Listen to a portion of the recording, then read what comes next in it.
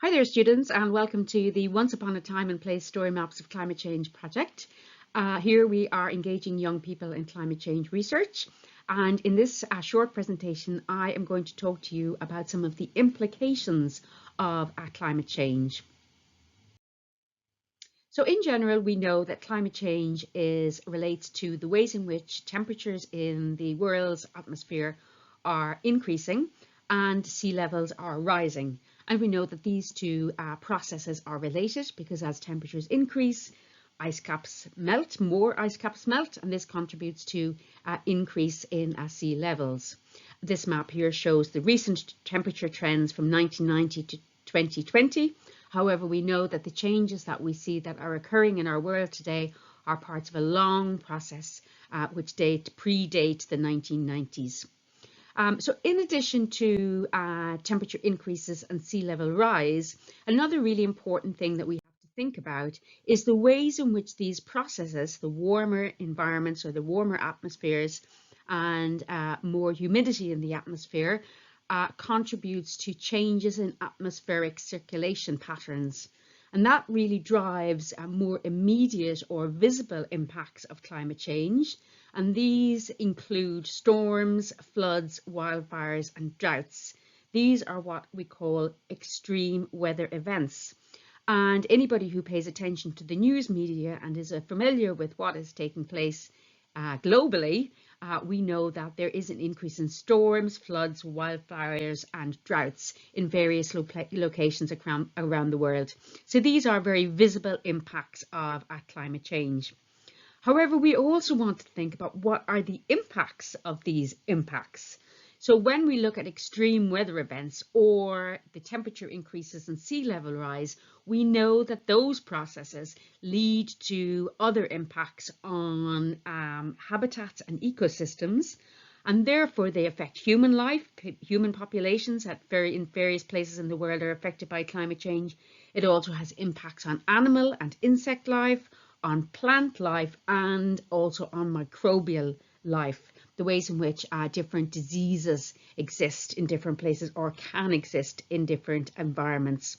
So essentially these are all the impacts of climate change, from the broad scale, temperature increase and sea level rise, to the extreme weather events, which we see in our world in various locations, and we see them at an increasing rate. We see more storms, more floods, more wildfires, and more droughts.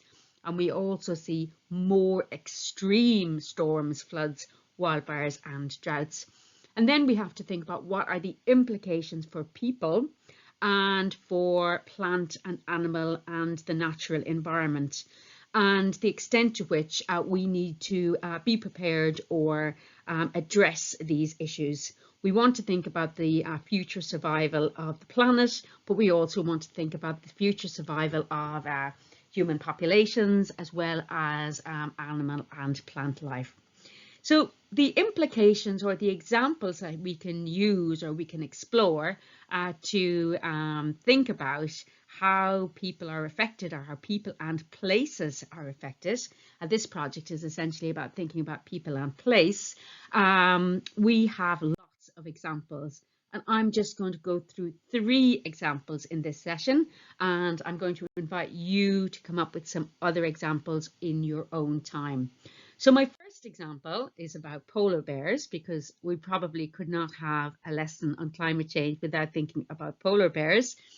We know that polar bears now are moving south as a result of their inability to get their food from their habitats, and as a result the polar bears are moving southwards.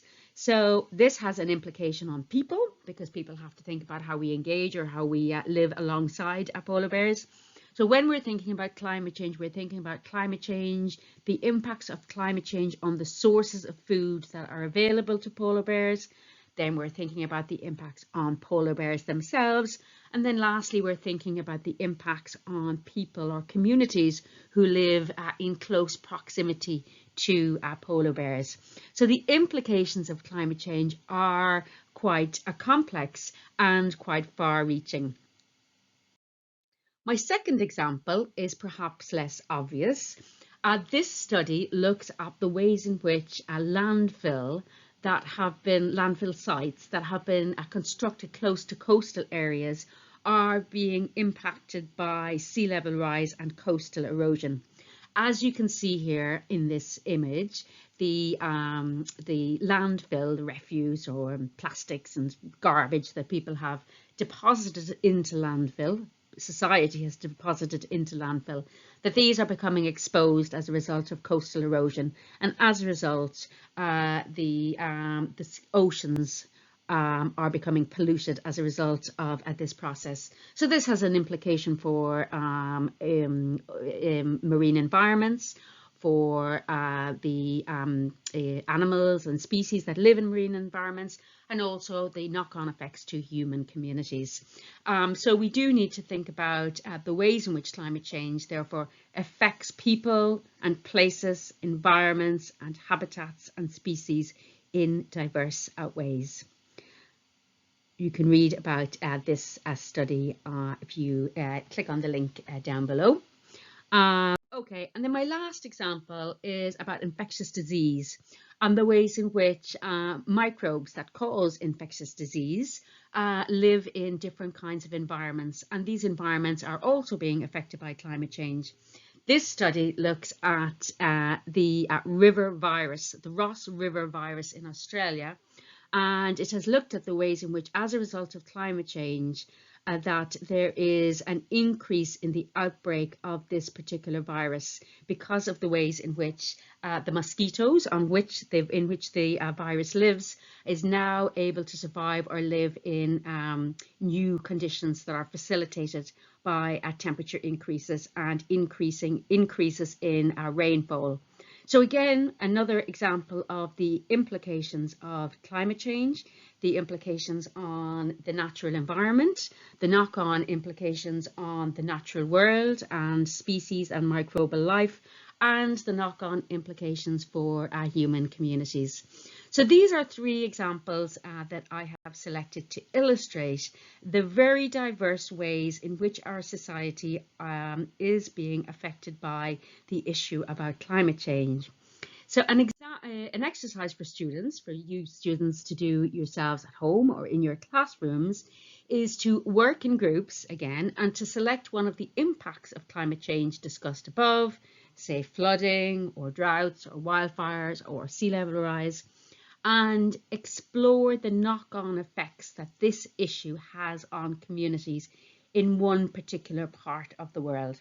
So again, working in groups, select one of the impacts of climate change discussed above and explore using your own research the knock-on effects this has on our communities.